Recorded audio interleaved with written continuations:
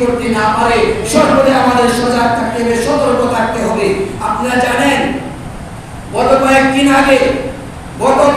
আগে ভোলা পূজা কমিটির সভাপতি টিভির মেকা গৌরাঙ্গ, নাম কি গৌরাঙ্গ, এটা হলো ভোলা পূজা কমিটি, হিন্দু পূজা কমিটির সভাপতি টিভির মেকা, সে রাসূল সাল্লাল্লাহু আলাইহি ওয়াসাল্লামকে অশোভনীয় কটূক্তি ভাষায় গালিগালাজ করেছে।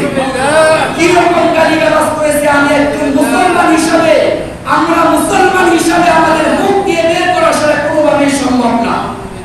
একজন হিন্দু হয়ে সে মুসলমানকে আমাদের কলিজার টুকরা নবী মুহাম্মদুর রাসূলুল্লাহ সাল্লাল্লাহু আলাইহি ওয়াসাল্লামকে অশোভনীয় ভাষায় কটূক্তি ভাষায় গালিগালাজ করবে আর মুসলমানরা মুখে তালা দিয়ে বসে থাকবে, এটা কোনদিন ঈমানদারের দাবি হতে পারে না।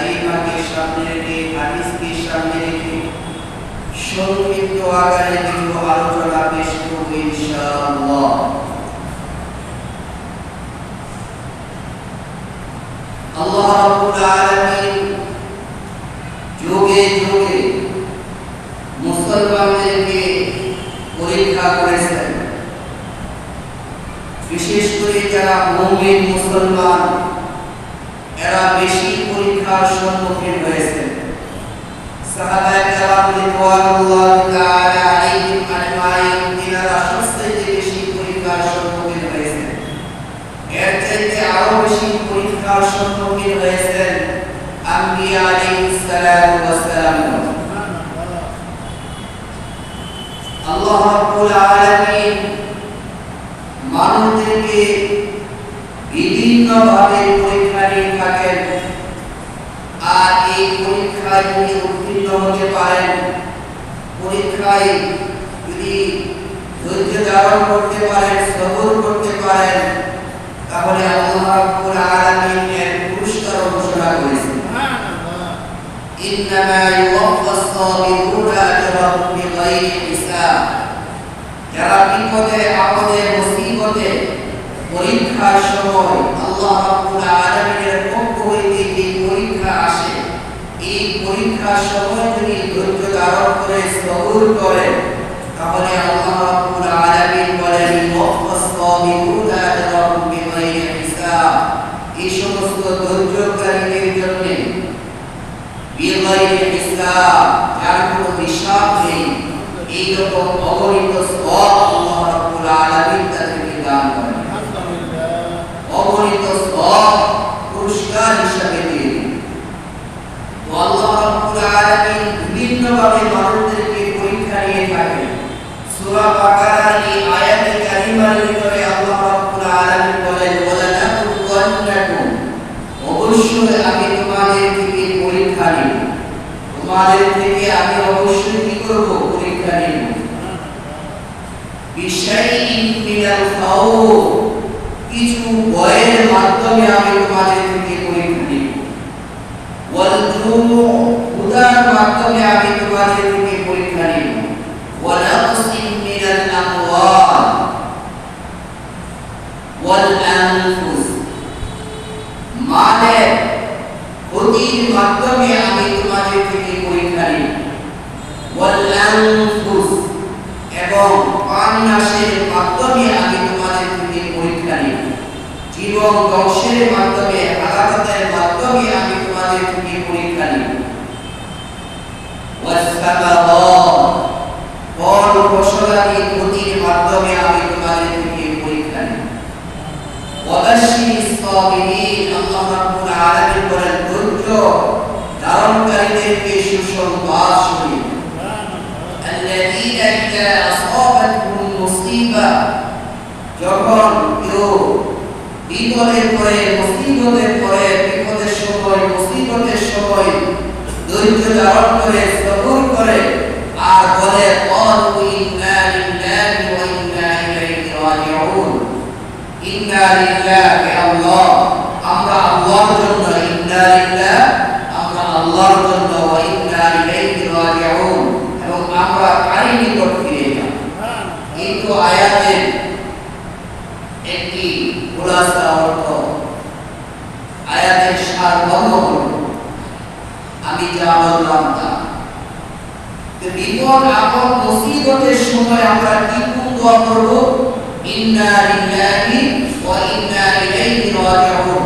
যত বিপদ আসুক না কেন, যত মুসিবত আসুক না কেন, সর্ব অবস্থায় আমরা বেশি বেশি করে ইন্না লিল্লাহি ওয়া ইন্না ইলাইহি রাজিউন। আল্লাহ রাব্বুল আলামিন আমাদেরকে ভয়ের মাধ্যমে পরীক্ষা নেবেন, ক্ষুধার মাধ্যমে পরীক্ষা নেবেন, মাল ক্ষতির মাধ্যমে পরীক্ষা নেবেন, তারপর প্রাণনাশের মাধ্যমে আমাদেরকে পরীক্ষা নেবেন, ফসলাদি ক্ষতির মাধ্যমে, ফল ফসলাদি এগুলো ক্ষতির মাধ্যমে, হালাকতের মাধ্যমে আল্লাহ রাব্বুল আলামিন আমাদেরকে পরীক্ষা নেবেন।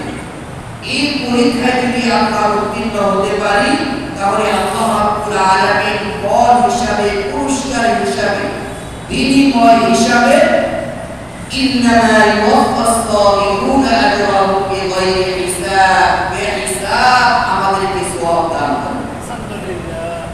সাহাবায়ে কেরাম রিদওয়ানুল্লাহি তাআলা আলাইহিম আজমাইন অনেক অনেক পরীক্ষার সম্মুখীন হয়েছে। আর এই পরীক্ষায় যখন তিনারা সবুর করেছেন, ধৈর্য ধারণ করেছেন, বিপদের সম্মুখীন হয়েছেন, সমস্যার সম্মুখীন হয়েছেন, এই বিপদের সময় মুসিবতের সময় জুলুম নির্যাতনের সময় সাহাবায়ে কেরাম রিদওয়ানুল্লাহ তাআলা আলাইহিম আজমাইন ধৈর্য ধারণ করেছেন।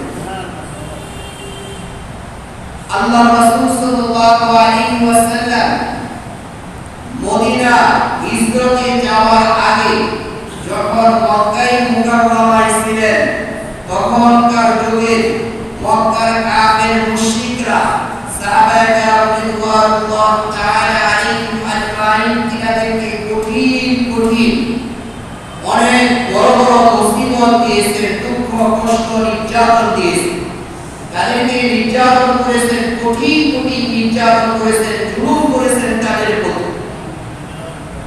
জুলুমের মাত্রা যখন অধিক হয়ে যায় তখন আল্লাহ হাবিব সাল্লাল্লাহু আলাইহি ওয়াসাল্লাম সাহাবায়ে কেরামকে নির্দেশ দিলেন, তোমরা হিজরত করে হাবশায় চলে যাও। আল্লাহ হাবিব সাল্লাল্লাহু আলাইহি ওয়াসাল্লামের সবচেয়ে প্রিয় একজন সাহাবী ছিলেন যার নাম ছিল জাফর রাদিয়াল্লাহু তাআলা। এই জাফর রাদিয়াল্লাহু তাআলা দেখতে রাসূল সাল্লাল্লাহু আলাইহি ওয়াসাল্লামের মতো দেখা যেত। এই জাফর রাদিয়াল্লাহু তাআলা রাসূল সাল্লাল্লাহু আলাইহি ওয়াসাল্লামের মতো চরিত্রের অধিকারী ছিলেন। অবকাঠামোর দিক দিয়ে রাসূল সাল্লাল্লাহু আলাইহি ওয়াসাল্লামের মতো ছিলেন, আবার চরিত্রের দিক দিয়েও জাফর রাদিয়াল্লাহু তাআলা রাসূল সাল্লাল্লাহু আলাইহি ওয়াসাল্লামের মতো ছিলেন। বিশেষ যদি কেউ দেখতো তাহলে মনে হতো যে রাসূল সাল্লাল্লাহু আলাইহি ওয়াসাল্লাম। এই জাফর রাদিয়াল্লাহু তাআলা আল্লাহর হাবিব সাল্লাল্লাহু আলাইহি ওয়াসাল্লামের নিকট থেকে যখন হিজরতের অনুমতি পাইলেন তখন বাড়িতে চলে গেলেন। বাড়িতে গিয়ে তিনার বিবিকে বললেন, তিনার বিবির নাম ছিল আসমা রাদিয়াল্লাহু তাআলা আনহা। তিনার বিবিকে বললেন, আল্লাহর রাসূল সাল্লাল্লাহু আলাইহি ওয়াসাল্লাম হিজরত করে হাবশায় যাওয়ার জন্য অনুমতি দিয়েছেন। তিনার বিবি আর কিছু বললেন না, রওনা হয়ে গেলেন, প্রস্তুতি গ্রহণ করলেন। প্রস্তুতি গ্রহণ করে রাত্রিবেলায় রওনা হয়ে গেলেন। পথ চলতেছেন, স্বামী জাফর আগে চলতেছে আর স্ত্রী পিছনে চলতেছে। দীর্ঘ পথ পাড়ি দিয়ে হাবশায় গিয়ে বসলেন। হাবশায় যাওয়ার পরে মনটা ভালো না। কেন ভালো না? যদিও মক্কাতে রাসূল সাল্লাল্লাহু আলাইহি মক্কাতে অনেক দুঃখ কষ্ট নির্যাতনের শিকার হয়েছেন, কিন্তু সেখানে তো রাসূল সাল্লাল্লাহু আলাইহি ওয়াসাল্লামের পবিত্র চেহারা মুবারকটা দেখতে পাই। মানুষ যতই ক্ষুধা থাকতো, যতই তৃষ্ণার্ত থাকতো, রাসূল সাল্লাল্লাহু আলাইহি ওয়াসাল্লামের চেহারা মুবারকের দিকে তাকাইলে সমস্ত ক্ষুধা সমস্ত তৃষ্ণা দূর হয়ে যেত। দুঃখ কষ্ট বেদনা নিয়ে হাবশায় থাকতেছেন, অবস্থান করতেছেন। এক বছর পর জাফর রাদিয়াল্লাহু তাআলা আনহুকে আল্লাহ রাব্বুল আলামিন তিনার বিবি আসমার ঘরে একটি পুত্র সন্তান দান করলেন। ওই পুত্র সন্তানের নাম রাখলেন আব্দুল্লাহ। নাম রাখলেন। এই আব্দুল্লাহকেও দেখতেও জাফর রাদিয়াল্লাহু তাআলা আনহুর মতো। সর্বদিক দিয়ে চেহারার সাথে বাবার চেহারার সাথে সন্তানের মিল রয়েছে। সন্তানের চেহারা কার মতো? বাবার মতো। আর বাবার চেহারা কার মতো?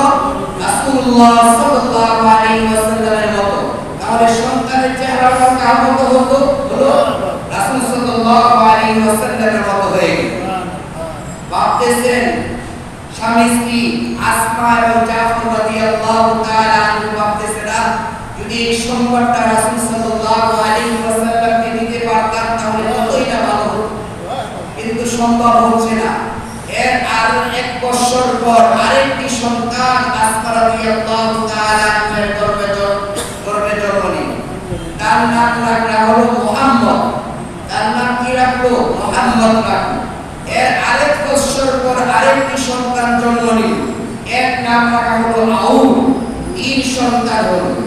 কোথায়? হাবশাতে।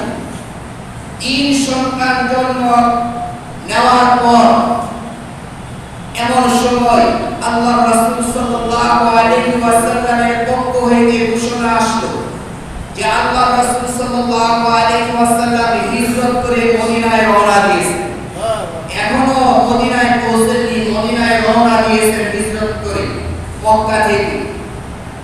জাফর রাদিয়াল্লাহু তাআলা নবীকে বললেন, আল্লাহর রাসূল সাল্লাল্লাহু আলাইহি ওয়াসাল্লাম হিজরত করে মদিনায় রওনা দিয়েছেন। ইনারাও প্রস্তুতি নিছেন, হাবশা থেকে হিজরত করে মদিনায় যাবেন।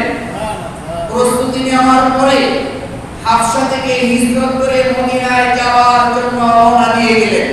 দীর্ঘ পথ পাড়ি দিয়ে মদিনার অভিমুখে রওনা দিলেন। মদিনায় গিয়ে পৌঁছলেন, এখনো মদিনাতে পৌঁছেননি। আল্লাহর রাসূল সাল্লাল্লাহু আলাইহি ওয়াসাল্লাম মক্কা থেকে হিজরত করে মদিনার উদ্দেশ্যে রওনা দিলেন, এখনো মদিনাতে পৌঁছেননি।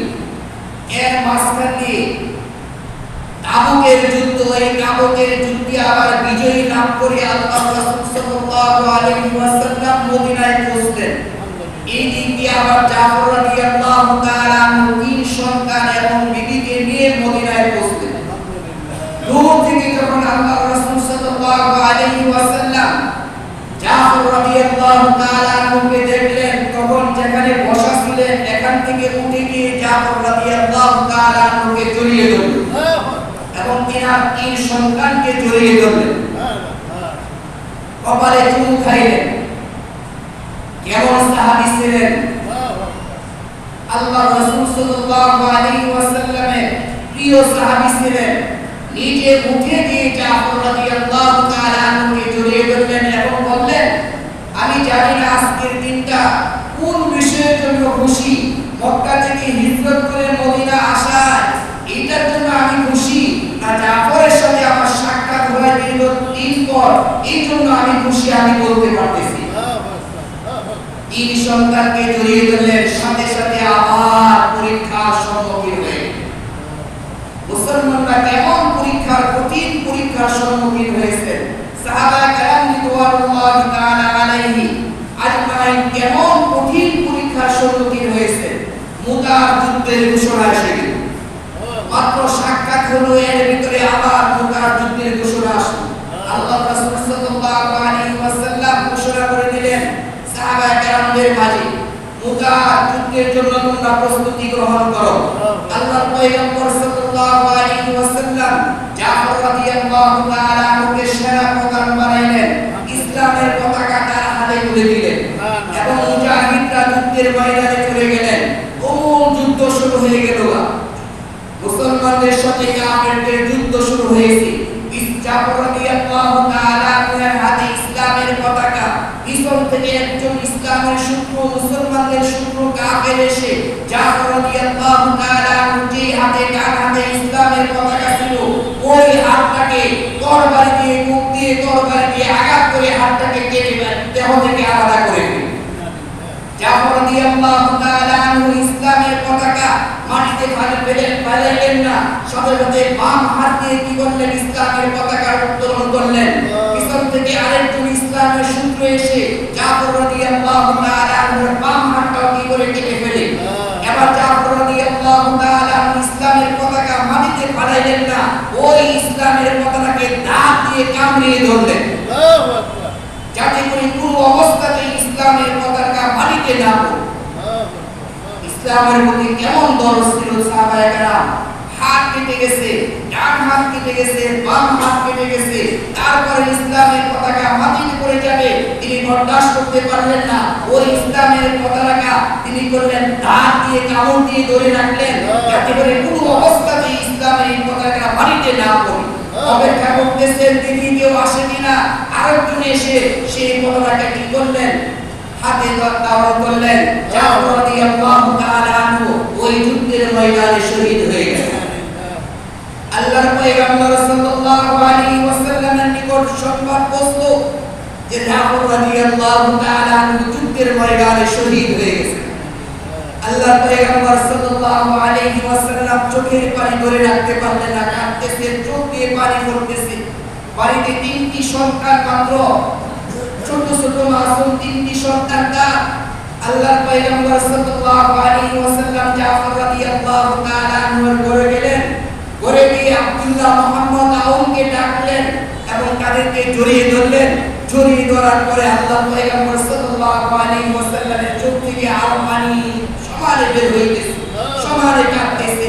ভিতর থেকে জাফর রাদিয়াল্লাহু তাআলা আনহুর বিবি আসমা দেখলেন যে আল্লাহর পয়গম্বর কাঁদতেছে, চোখ দিয়ে পানি বের হইতেছে, আর তিনার ছোট্ট ছোট্ট মাসুম বাচ্চাকে ধরে ধরে কোলে নিয়ে তিনি কাঁদতেছেন। মনে হয় একটা কিছু ঘটনা ঘটে গেছে যুদ্ধের ময়দানে। পর্দার আড়াল থেকে জিজ্ঞেস করলেন, ইয়া রাসূলুল্লাহ, যে সমস্ত সাহাবায়ে কেরাম সাথীরা যুদ্ধের ময়দানে গেছে তাদের অবস্থা মনে হয় ভালো না, সেজন্য আপনি কাঁদতেছেন, চোখ দিয়ে পানি বের হইতেছে আপনার। তিনার আর বুঝার বাকি ছিল না।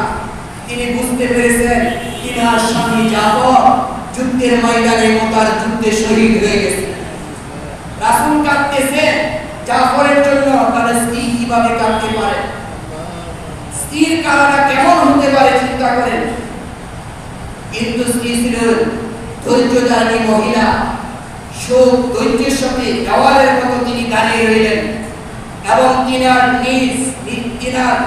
তিনটি সন্তান আব্দুল্লাহ, মুহাম্মদ, আউদ, এই মাসুম ছোট্ট ছোট্ট তিনটি সন্তানকে ডাক দিলেন। ডাক দিয়ে তিনার কাছে নিয়ে গেলেন, কাছে নিয়ে জড়িয়ে ধরলেন, জড়িয়ে দিয়ে বলতে লাগলেন, হাসবুনাল্লাহ হাসবুনাল্লাহু ওয়া নি'মাল ওয়াকিল, নি'মাল মাওলা ওয়া নি'মান নাসীর। হাসবুনাল্লাহ আমাদের জন্য আল্লাহই যথেষ্ট, তিনি উত্তম অভিভাবক আমাদের জন্য, তিনি উত্তম সাহায্যকারী আমাদের জন্য। স্বামী শহীদ হয়ে গেছে কার যুদ্ধের ময়দানে, তিনার স্ত্রী আসমা কেমন ধৈর্যের ভিতরে অটল ছিলেন, পাহাড়ের মতো দাঁড়িয়েছিলেন, দেওয়ালের মতো দাঁড়িয়ে রয়েছেন, আর বললেন হাসবুনাল্লাহ হাসবুনাল্লাহ, আল্লাহ আমাদের জন্য যথেষ্ট, নি'মাল ওয়াকিল, নি'মাল মাওলা ওয়া নি'মান নাসীর, তিনি আমাদের জন্য উত্তম অভিভাবক, তিনি আমাদের মাওলা, তিনি আমাদের সাহায্যকারী। তো বিপদে আপদে মুসিবতের সময় আমরা হাসবুনাল্লাহ ওয়া নি'মাল ওয়াকিল, নি'মাল মাওলা ওয়া নি'মান নাসীর, আল্লাহর কাছে সাহায্য চাইব। আল্লাহ আমাদের অভিভাবক, আল্লাহ আমাদেরকে সাহায্য করবেন। আরে ফায়সালা তো আসে উপর থেকে, দুনিয়ার মানুষ কোনো ফায়সালা করতে পারে না। উপরওয়ালা হলো আসল ফায়সালাকারী, উপরওয়ালার কাছে চাইতে হবে, দুনিয়াবাসীর কাছে চাইলে চলবে না। দুনিয়াবাসীর কাছে চাইলে রাগান্বিত হয়, উৎসাহ পায়, বিরক্তি বোধ করে। কিন্তু উপরওয়ালা যিনি রয়েছেন তিনার কাছে চাইলে তিনি খুশি হন, তিনার কাছে চাইলে তিনি দিয়ে দেন। দুনিয়ার মানুষের কাছে চাইলে দুনিয়ার মানুষ দিতে চাই না, রাগান্বিত হয়ে যায়। এই জন্য আমরা অভিভাবক মানবো, আমরা মাওলা মানবো, উপরওয়ালা যিনি রয়েছেন আল্লাহ, আরশে আযীমের মালিক আল্লাহর কাছে আমরা সর্বদাই সাহায্য চাই। আমাদের যত বিপদ আসুক না কেন, যত বালা মুসিবত আসুক না কেন, যত পরীক্ষার সম্মুখীন আমরা হই না কেন, সর্ব অবস্থায় কি করব? আল্লাহর কাছে সাহায্য চাইব। হাসবুনাল্লাহু ওয়া নি'মাল ওয়াকিল, তিনি আমাদের জন্য উত্তম কি হবে, তিনি আমাদের জন্য যথেষ্ট।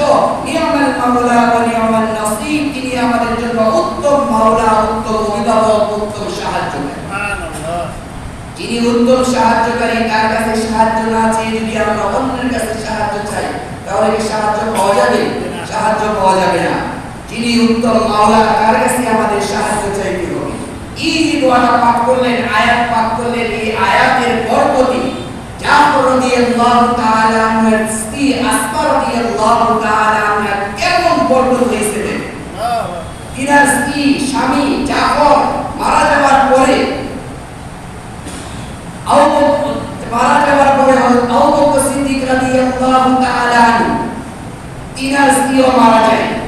মারা যাওয়ার পরে তিনি চিন্তা করলেন জাফর, তিনার স্ত্রী বিধবা হয়ে গেছে, ঘরের তিনটি সন্তান, মাসুম সন্তান, ছোট ছোট সন্তান, এদের দেখাশোনা কে করবে?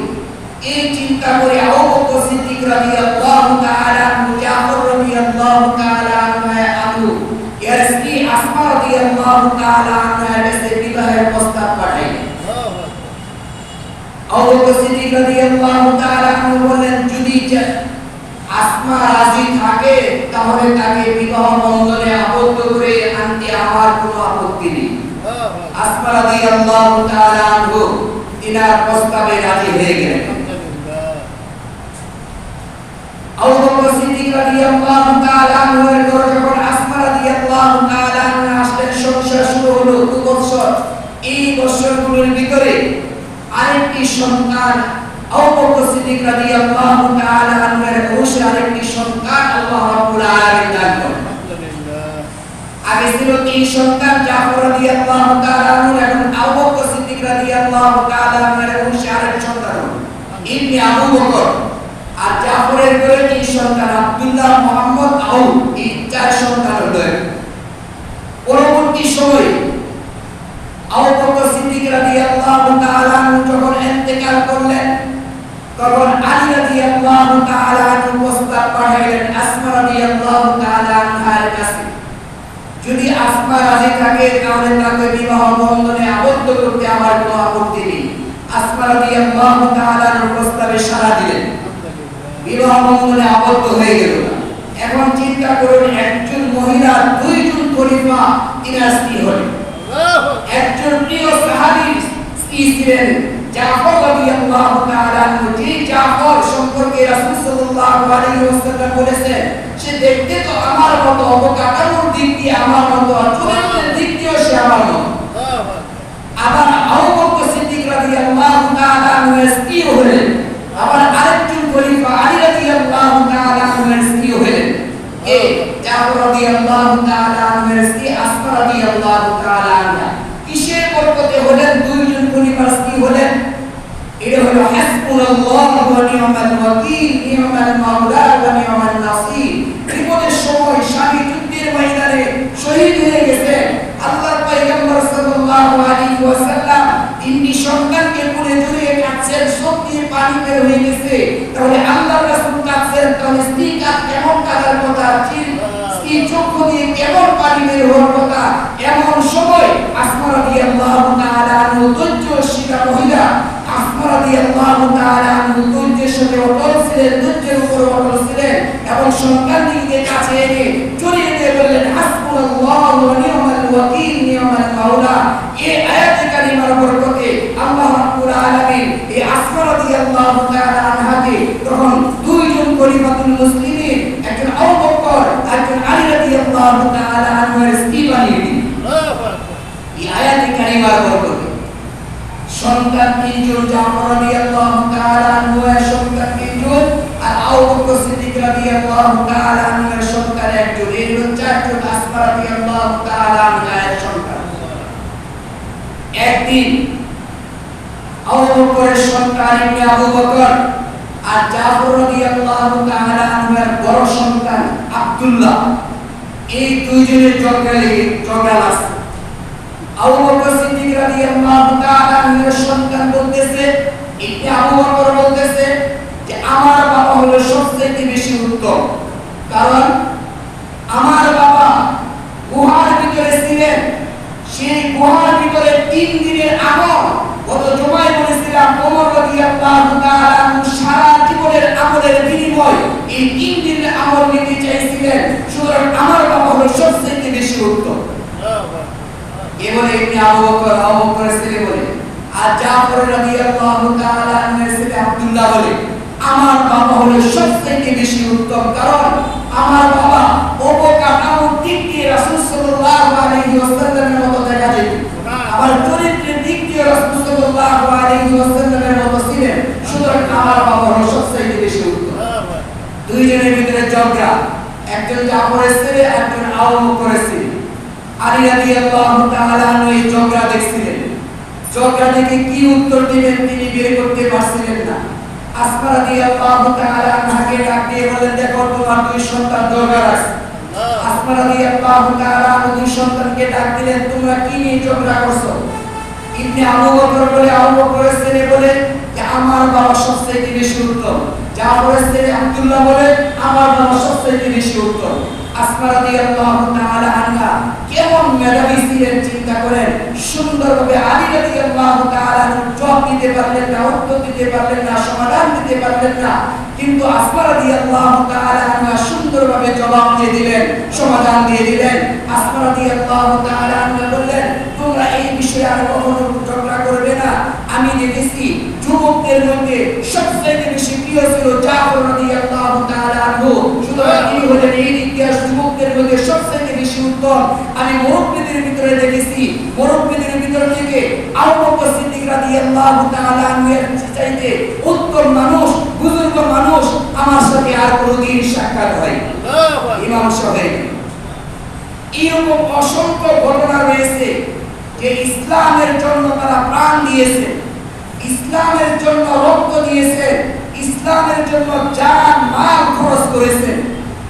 পরীক্ষা আসছে, পরীক্ষায় তারা উত্তীর্ণ হয়েছেন।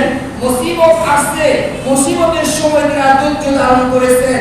মুসিবতের সময় ধৈর্য ধারণ করার পরে পরীক্ষায় উত্তীর্ণ হওয়ার কারণে আল্লাহ রাব্বুল আলামিন তাদেরকে কি করেছেন? দুনিয়াতে জান্নাতের ঘোষণা দিয়ে দিয়েছেন। এই জন্য যত মুসিবত আসবে, যত বিপদ আপদ আসবে, যত পরীক্ষা আসবে, যত পরীক্ষা আল্লাহ আমাদের থেকে নেবেন, মুসলমানদের থেকে নেবেন, ইমানদার থেকে নেবেন, তখন ধৈর্যের উপর আমাদের অটল থাকতে হবে। এখন তো আমরা ধৈর্যের উপর অটল থাকতে পারি না, কারণ শয়তান আমাদেরকে পিছন দিয়ে ঘুষাইতে থাকে, ঠিক না? শয়তান চায় সমস্ত মানুষের উপরে তার কর্তৃত্ব খাটাক, কারণ তার অধিপত্য সমস্ত মানুষের উপর সে খাটাইতে চায়। সূরা নহলের ৯৯ নম্বর আয়াতে আল্লাহ রাব্বুল আলামিন বলেছেন, ইন্নাহু লাইসা লাহু সুলতানুন আলাল্লাযীনা আমানু ওয়া আলা রাব্বিহিম ইয়াতাওয়াক্কালুন। শয়তান সেই সমস্ত লোকদেরকে, সেই সমস্ত লোকদের উপর অধিপত্য খাটাইতে পারে না। ইন্নামা সুলতানুহু আলাল্লাযীনা আমানু, যারা ঈমান এনেছে, বিশ্বাস স্থাপন করেছে, ওয়া আলা রাব্বিহিম ইয়াতাওয়াক্কালুন, এবং যারা আল্লাহর উপরে ভরসা রেখেছে, যারা আল্লাহর উপরে ভরসা করেছে এবং যারা ঈমান এনেছে, এই দুই শ্রেণীর লোকদেরকে শয়তান কি করে না? তাদের উপর অধিপত্য খাটাইতে পারে না। এই জন্য ঈমান কি করতে হবে? আমাদের দুরুস্ত করতে হবে। ঈমান দুরুস্ত করার পরে কি করতে হবে? আল্লাহর উপরে তাওয়াক্কুল রাখতে হবে। এখন বলতে পারেন, প্রশ্ন জাগে, তাহলে কি আমরা ব্যবসা বাণিজ্য করব না? আমরা কি চাকরি করব না? আমরা কি কৃষি কাজ করব না? আমরা কি ব্যাংক ব্যালেন্স করব না? আমরা কি ঘর বাড়ি করব না? প্রশ্ন জাগে না? হ্যাঁ, করেন, 100 বার করেন। ব্যাংক ব্যালেন্স করেন, চাকরি করেন, ব্যবসা বাণিজ্য করেন, ঘর বাড়ি করেন, খালি করেন, সব করেন। এগুলো হলো আপনার মাধ্যম। ব্যবসা আপনার মাধ্যম, চাকরি আপনার মাধ্যম, ব্যাংক ব্যালেন্স আপনার মাধ্যম, ঘর বাড়ি করা এগুলো আপনার মাধ্যম, কৃষি কাজ এগুলো আপনার মাধ্যম। কিন্তু ভরসা রাখতে হবে তাওয়াক্কালু আলাল্লাহ, আল্লাহর উপরে ভরসা রাখতে হবে। আল্লাহর উপরে যদি আমরা ভরসা রাখি আর ঈমানকে দুরুস্ত করে নেই, তাহলে অবশ্যই আল্লাহ রাব্বুল আলামিন আমাদেরকে অপর এক আয়াতে বলেছেন, ওয়া মান ইয়াত্তাকিল্লাহা ইয়াজআল লাহু মাখরাজা ওয়া ইয়ারযুকুহু মিন হাইসু লা ইয়াহতাসিব। যারা আল্লাহর উপরে ভরসা রাখবে, আল্লাহকে ভয় করবে, ঈমানকে দুরুস্ত করে নেবে, ওয়া মান ইয়াত্তাকিল্লাহা ইয়াজআল লাহু মাখরাজা ওয়া ইয়ারযুকুহু মিন হাইসু লা ইয়াহতাসিব। এমন স্থান থেকে আল্লাহ রাব্বুল আলামিন রিজিকের ব্যবস্থা করে দিবেন, রিজিক বের করে দিবেন, যে সে কল্পনা করতে পারবে না যে এই রিজিক কোথা থেকে আসলো, এই সম্পদ কোথায় থেকে আসলো, এই টাকা কোথায় থেকে আসলো। আল্লাহু আকবার। এজন্য সর্বঅবস্থায় মুসিবতের সময় কার উপরে ভরসা রাখবো? আল্লাহর উপরে ভরসা রাখবো। এখন তো আমাদের ঈমানই ঠিক নেই, ঈমান ঠিক নেই। এইজন্য আল্লাহ রাব্বুল আলামিন 20 নম্বর পারার সূরাতুল আনকাবুত দ্বিতীয় আয়াতে আল্লাহ রাব্বুল আলামিন বলেছেন, আহাসিবান নাস, মানুষ কি ধারণা করছে, মানুষ কি ধারণা করে, আইয়ুতরাকু আইয়াকুলু, তারা এই কথা বলে নিষ্কৃতি পেয়ে যাবে, এই কথা বলে তারা কি হয়ে যাবে? মুক্তি পেয়ে যাবে। মানুষ কি এই ধারণা করে? আমান্না, যে আমরা ঈমান আল্লাহ, এই কথা বলেই কি মানুষ মুক্তি পেয়ে যাবে? ঈমান আল্লাহ মুখ দিয়ে বললাম, কিন্তু ঈমানের যে সমস্ত কাজ রয়েছে এগুলো আমরা করলাম না, এই কথা বলেই কি মানুষ মুক্তি পেয়ে যাবে পরকালে? ওহুম লা ইফতানুন, অথচ আল্লাহ রাব্বুল আলামিন তাদেরকে পরীক্ষা করবেন না। আল্লাহ রাব্বুল আলামিন বিভিন্ন ভাবে আমাদেরকে পরীক্ষা করবেন। যেমন শুরুতে আমি সূরা বাকারা আয়াতের ভিতরে বলেছি যে বইয়ের মাধ্যমে আল্লাহ রাব্বুল আলামিন আমাদেরকে পরীক্ষা নেবেন, শত্রুর বইয়ের মাধ্যমে আমাদেরকে পরীক্ষা নেবেন, জালেমের বইয়ের মাধ্যমে মাধ্যমে আমাদেরকে পরীক্ষা নেবেন, কারাগারে বন্দী হওয়ার ভয়ের মাধ্যমে আমাদেরকে পরীক্ষা নেবেন, জুলুম নির্যাতনের ভয়ের মাধ্যমে আমাদেরকে পরীক্ষা নেবেন, পান নাশের মাধ্যমে আমাদেরকে পরীক্ষা নেবেন। সত্য কথা বললে, ইমানের কথা বললে জেলখানা যাইতে হবে, জুলুম নির্যাতন সহ্য করতে হবে, এর মাধ্যমে আল্লাহ রাব্বুল আলামিন আমাদেরকে পরীক্ষা নেবেন। সংগ্রামী মৃত্যুর মাধ্যমে আমাদেরকে পরীক্ষা নেবেন, এভাবে আরো বিভিন্ন ভয়ের মাধ্যমে আল্লাহ রাব্বুল আলামিন আমাদেরকে পরীক্ষা নেবেন। ওয়ালাকাদ ফাতান্নাল্লাযীনা মিন ক্বাবলিহিম ফালায়া'লামান্নাল্লাহু আল্লাযীনা সাদাকু ওয়া লায়া'লামান্নাল কাযিবিন। ওয়ালাকাদ ফাতান্নাল্লাযীনা মিন ক্বাবলিহিম, পরীক্ষা শুধু আমাদেরকে নেবেন না, ইতিপূর্বে যারা ছিল এদেরকে আল্লাহ রাব্বুল আলামিন কঠিন কঠিন পরীক্ষায় নিয়েছেন। সাহাবায়ে কেরাম রিদওয়ানুল্লাহি তাআলা আলাইহিম আজমাইন কিরাদেরকে কঠিন পরীক্ষা নিয়েছেন। তারপরে আম্বিয়া আলাইহিস সালাতু ওয়াস সালামকে গণদেরকে কঠিন কঠিন পরীক্ষা নিয়েছেন।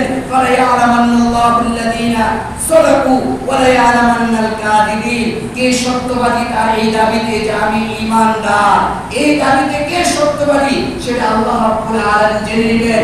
আমি ঈমানদার এই দাবিতে কে মিথ্যাবাদী ওয়া লায়া'লামান্নাল কাযিবিন সেটা আল্লাহ রাব্বুল আলামিন জেনে নেবেন। মনে করবেন না যে আমি ঈমানদার মুখ দিয়ে বললেই চলে যাবে। আল্লাহ রাব্বুল আলামিন যেমনিভাবে পূর্ববর্তীদের পরীক্ষা নিয়েছিলেন ঠিক তেমনিভাবে আমাদেরকে আল্লাহ রাব্বুল আলামিন বিভিন্ন সময় বিভিন্নভাবে পরীক্ষা নেবেন। গত জুমায় আমি বলেছিলাম হিন্দু সম্প্রদায় বিভিন্নভাবে মুসলমানদের বিরুদ্ধে ষড়যন্ত্র শুরু করেছে। মুসলমানদেরকে বিভিন্নভাবে ষড়যন্ত্র শুরু করেছে হিন্দু সম্প্রদায়। এই বিষয়ে গত জুমায় আমি একটু টাচ দিয়েছিলাম। মসজিদ মাদ্রাসায় ঢুকে বিভিন্ন মুসলমানদের অপসারণ করে ইবাদতখানায় ঢুকে ধর্মীয় প্রতিষ্ঠানে ঢুকে তারা সেখানে বিশৃঙ্খলা সৃষ্টি করতে চাচ্ছে। এই জন্য আমাদের সজাগ থাকতে হবে, আমাদের সতর্ক থাকতে হবে, যাতে করে হিন্দু সম্প্রদায় কোনো অবস্থায় মসজিদ মাদ্রাসা মুসলমানদের ধর্মীয় অনুষ্ঠানে ধর্মীয় প্রতিষ্ঠানে ঢুকে কোনো রকম বিশৃঙ্খলা সৃষ্টি করতে না পারে। সর্বদা আমাদের সজাগ থাকতে হবে, সতর্ক থাকতে হবে। আপনারা জানেন গত কয়েকদিন আগে ভোলা পূজা কমিটির সভাপতি টিভির মেকা গৌরাঙ্গ, নাম কি গৌরাঙ্গ, এটা হলো ভোলা পূজা কমিটি হিন্দু পূজা কমিটির সভাপতি টিভির মেকা, সে রাসূল সাল্লাল্লাহু আলাইহি ওয়াসাল্লামকে অশোভনীয় কটূক্তি ভাষায় গালিগালাজ করেছে। কি রকম গালিগালাজ করেছে আমি একজন মুসলমান হিসেবে, আমরা মুসলমান হিসেবে আমাদের মুখ দিয়ে বের করা সেটা কোনোভাবেই সম্ভব না। একজন হিন্দু হয়ে সে মুসলমানকে আমাদের কলিজার টুকরা নবী মুহাম্মদুর রাসূলুল্লাহ সাল্লাল্লাহু আলাইহি ওয়াসাল্লামকে অশোভনীয় ভাষায় কটূক্তি ভাষায় গালিগালাজ করবে আর মুসলমানরা মুখে তালা দিয়ে বসে থাকবে, এটা কোনদিন ঈমানদারের দাবি হতে পারে না। ও মুসলমান, ঈমানের শক্তি কোথায় গেল? আল্লাহ তো আমাদেরকে পরীক্ষায় ফেলে দিয়েছেন, এই পরীক্ষায় আমাদেরকে উত্তীর্ণ হতে হবে। আল্লাহ তো আমাদেরকে মুসিবতের মধ্যে ফেলে দিয়েছেন, এই মুসিবতের সময় ধৈর্য ধারণ করে বিদ্রোহীদের সাথে মোকাবেলা করে আমাদের মাঠে টিকে থাকতে হবে। চিন্তা করছেন একজন হিন্দু পূজা কমিটির সভাপতি টিভির মেকার হয়ে আমাদের প্রাণের প্রিয় কলিজার টুকরা নবী মুহাম্মদুর রাসূলুল্লাহ সাল্লাল্লাহু আলাইহি ওয়াসাল্লামকে অশোভনীয় ভাষায় কটূক্তি করে বিভিন্ন মন্তব্য করেছে, গালিগালাজ করেছে। আজকে এই মসজিদ থেকে আমরা সেই পূজা কমিটির সভাপতি গৌরাঙ্গ টিভির মেকার শ্রী নবী মুহাম্মদুর রাসূলুল্লাহ সাল্লাল্লাহু আলাইহি ওয়াসাল্লামকে অশোভনীয় ভাষায় কটূক্তি করে মন্তব্য করেছে, গালি দিয়েছে, তার তীব্র নিন্দা ও প্রতিবাদ আমরা জানাচ্ছি। শুধু তীব্র নিন্দা প্রতিবাদ জানানো শেষ হবে না, অবিলম্বে এই গৌরাঙ্গকে যে নবী মুহাম্মদুর রাসূলুল্লাহ সাল্লাল্লাহু আলাইহি ওয়াসাল্লামকে অশোভনীয় ভাষায় কটূক্তি করে গালি দিয়েছে, মন্তব্য করেছে, সেই গৌরাঙ্গকে অবিলম্বে গ্রেফতার করে দৃষ্টান্তমূলক শাস্তির ব্যবস্থা করতে হবে। যদি শাস্তির ব্যবস্থা না করা হয় তাহলে এই দেশের নবীর ব্যক্তিরা রাজপথে নেমে আসবে তার বিরুদ্ধে আন্দোলন করার জন্য।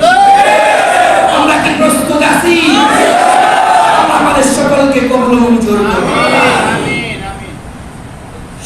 গ্রেফতার করে শাস্তি দিলে চলবে না।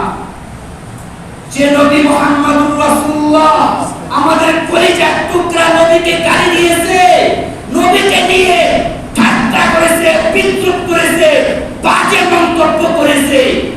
কি রকম বাজে মন্তব্য করেছে? এরকম বাজে মন্তব্য, এরকম বাজে গালি মুসলমানরা কোনদিন নবীর বিরুদ্ধে মুখ দিয়ে উচ্চারণ করতে পারে না। এমন বাজে মন্তব্য, এমন বাজে গালি দিয়েছে। শুধু একে গ্রেফতার করে দৃষ্টান্তমূলক শাস্তি দিলে চলবে না, একে ফাঁসির কাস্টে ঝুলিয়ে মৃত্যুদণ্ড কার্যকর করতে হবে। ও মুসলমান, ইমানি পরীক্ষা শুরু হয়ে গেছে আমাদের। বিভিন্নভাবে ইমানের উপরে আঘাত আসতেছে, বিভিন্নভাবে মুসলমানদের উপরে আঘাত আসতেছে, কুরআনের উপরে আঘাত আসতেছে, আমাদের কলিজার টুকরা নবীর উপরে আঘাত আসতেছে।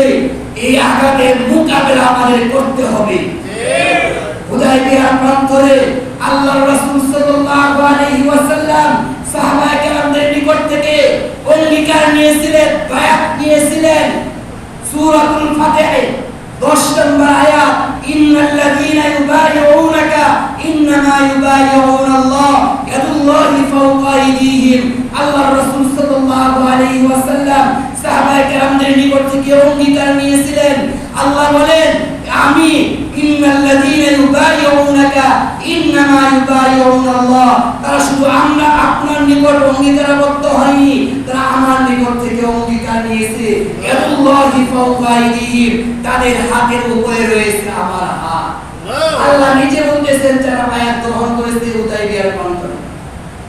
এখন তো আর রাসূল আসবে না, রাসূল আসবে না, রাসূল আসার দরজা বন্ধ হয়ে গেছে, আর কোন রাসূল আসবে না।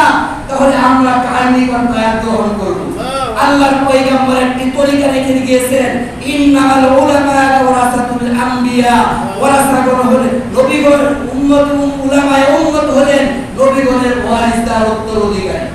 সুতরাং হক্কানি উলামায়ে কেরাম যিনারা রয়েছেন, তিনাদের হাতে আমাদের বায়াত গ্রহণ করতে হবে।